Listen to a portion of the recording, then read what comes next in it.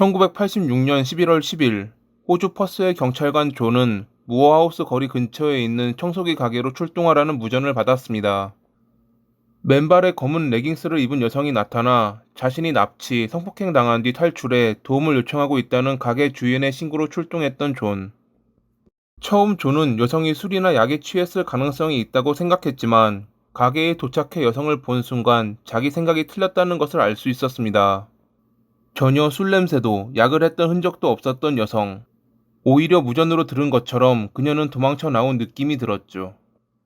자신을 케이트 모이어라고 밝힌 그녀는 존에게 전화번호가 적힌 쪽지를 보여주며 범인의 집 번호라고 말했고, 자신을 납치한 이들은 부부로 보였는데 그중 남자의 이름이 데이비드이며 무어하우스 3번가에 있는 그의 집에서 로키라는 영화를 봤다고 주장했습니다. 범인의 이름을 어찌 알았냐는 질문에 그가 처방받은 약통에 이름이 적혀 있었다고 말했던 케이트. 이야기를 들으면 들을수록 그녀의 말은 사실 같았습니다. 존은 케이트를 진정시킨 뒤 본부의 상황을 설명해 지원을 요청했고 그녀와 함께 무어하우스 3번가로 향했습니다. 문을 두드려도 아무도 나오지 않자 밖에서 잠복하며 집주인이 오기를 기다렸던 존. 잠시 후 한 여성이 집으로 돌아왔고 그 여성을 본 케이트는 그녀가 범인 중 한 명이라고 소리쳤죠. 여성은 집주인인 데이비드의 동거녀 캐서린 버니. 존이 캐서린에게 다가가 케이트를 아냐고 물었을 때 고개를 끄덕인 그녀는 데이비드 없이는 아무 말도 하지 않겠다며 입을 다물었습니다. 존은 우선 캐서린을 체포, 잠시 후 직장에서 일하고 있던 데이비드 역시 체포했는데 따로 신문받은 둘은 상반된 주장을 했습니다. 캐서린은 처음 고개를 끄덕였던 것과는 달리 케이트를 만난 적이 없다고 했지만 데이비드는 그녀가 합의된 성관계를 위해 자발적으로 그들의 집으로 왔다고 한 것이죠. 신문을 맡았던 빈스 케이시 경사는 그들의 범행에 관해 확증이 생겼고 데이비드에게 모두 자백하라며 설득했습니다. 빈스는 그들의 범행이 이번이 처음이 아니라는 것을 확신하고 있었던 것입니다. 앞선 다른 범행이 있었을 것이고 아직 알려지지 않았다는 것은 그들이 피해자들을 살해해 입을 막았을 것이라고 판단했던 빈스. 거의 반나절이 지났을 무렵 빈스의 어두워지기 전에 시체를 파내야 한다는 말에 데이비드는 다음과 같이 말했습니다. 좋아, 4명이야.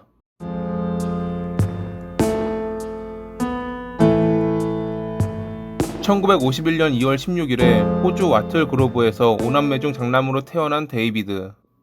그의 집 인근에 살았던 이웃들을 비롯해 친구, 지인들 사이에서 데이비드의 가족은 항상 구설에 오르는 집안이었습니다.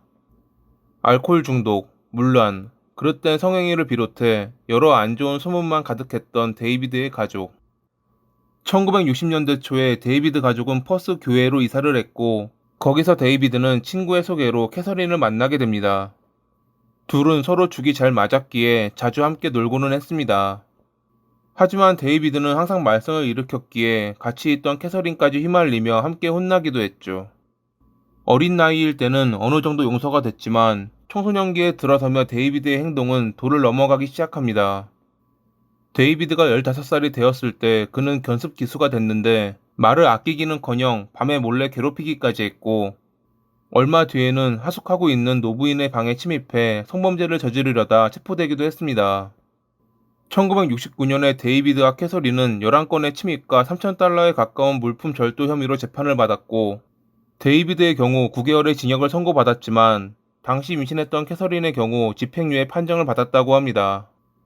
신기한 것은 캐서린이 임신한 아이는 데이비드의 아이가 아니었다는 것이죠. 수감 중 여러 경범죄, 중범죄가 추가되며 형이 길어졌던 데이비드. 1970년 6월에 출소했을 때 그는 캐서린과 재회하며 다시 범죄를 저질렀고 50건이 넘는 범죄 혐의로 다시 체포되기도 했습니다. 데이비드보다 먼저 출소한 캐서린은 유모로 일하며 도널드라는 남성을 만나 1972년에 결혼했습니다.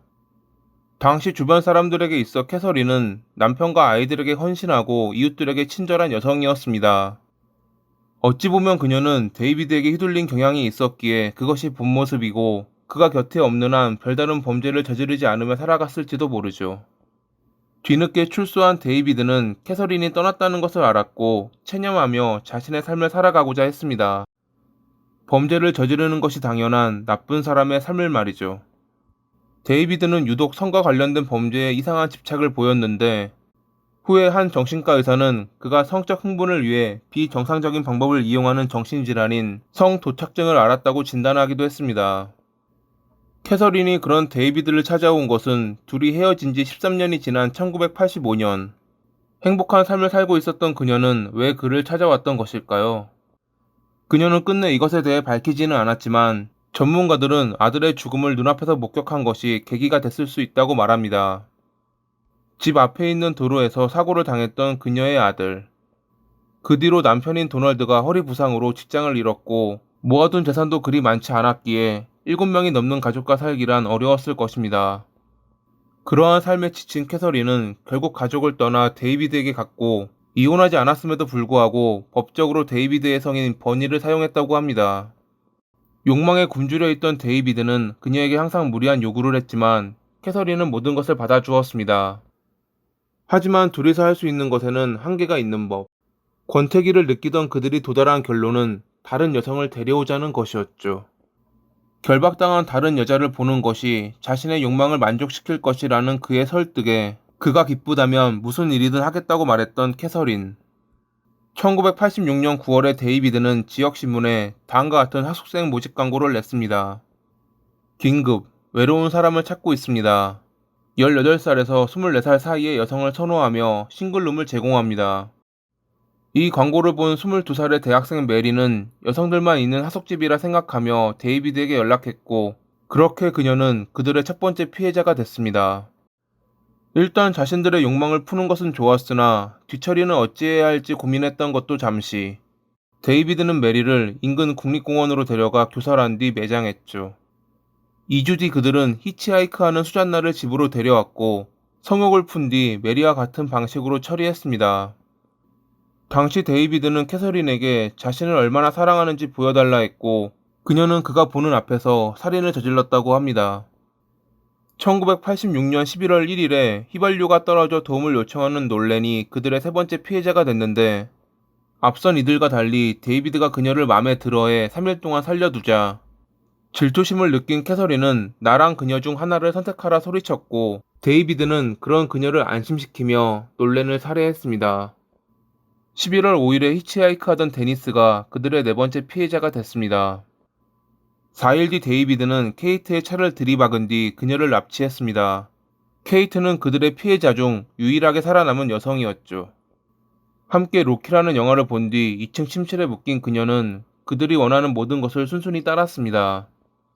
영화를 보여줄 때부터 그들이 정상이 아니라는 것을 그녀는 느끼고 있었거든요. 얌전히 말을 따르는 그녀에게 만족한 그들은 그녀를 구속한 채 잠이 들었고 그것은 케이트에게 한 줄기 희망을 품어다 주었습니다. 다음날 아침 데이비드는 직장에 출근했고 캐서린은 케이트를 거실로 데려와 술을 너무 많이 마셔 친구 집에 머무르고 있다는 전화를 하라고 강요했습니다. 그녀의 부모님을 안심시켜 수사를 늦추려는 목적이었겠지만 이건 데이비드와 캐서린에게 있어 큰 실수 중 하나였죠. 이것으로 케이트가 자신이 걸고 있던 번호, 즉 데이비드의 집 전화번호를 알 수 있었거든요. 통화가 끝나고 다시 케이트를 침실로 데려가려던 캐서린은 문을 두드리는 소리에 고개를 돌렸습니다. 현관으로 캐서린이 다가가자 기회라고 여긴 케이트는 인근에 있던 종이에 좀 전에 외웠던 전화번호를 적은 뒤 창문 자물쇠를 부수고 도망에 성공했죠. 그렇게 케이트의 신고로 체포되며 모든 범행 사실을 자백했던 데이비드와 캐서린. 데이비드의 안내로 국립공원에서 다른 피해자들의 시신이 발견됐고 1987년 2월에 재판을 맡은 판사는 사회에 위험하며 절대 석방되어서는 안 된다라고 말하며 4건의 종신형을 선고했습니다. 그해 3월에 캐서린에게 역시 종신형을 선고하며 절대 석방되지 않기를 바란다고 말했던 판사. 2005년 10월 7일에 데이비드는 감옥에서 스스로 목숨을 끊으며 54살의 나이로 지옥으로 향했습니다. 우울증을 앓고 있던 그에게 항우울제가 제때 지급되지 않아 3일 동안 약을 먹지 않았던 것이 영향을 끼쳤을 것이라는 말이 있기도 했죠. 악마의 기생충이라고도 불린 캐서린은 여러 번 가석방 신청했지만 현재까지도 세상 밖으로 나오지 못하고 있습니다. 호주의 경우 3년마다 자동적으로 가석방이 신청되기에 그녀 때문에 이러한 제도를 없애자는 말이 나오기도 했다고 합니다. 현재 웨스턴 오스트레일리아에서 71살의 나이로 가장 오래 복역한 죄수인 캐서린. 그녀가 하루빨리 단짝인 데이비드를 만나 지옥으로 떨어지길 바라며 이만 마칩니다. 오늘도 시청해 주셔서 감사합니다.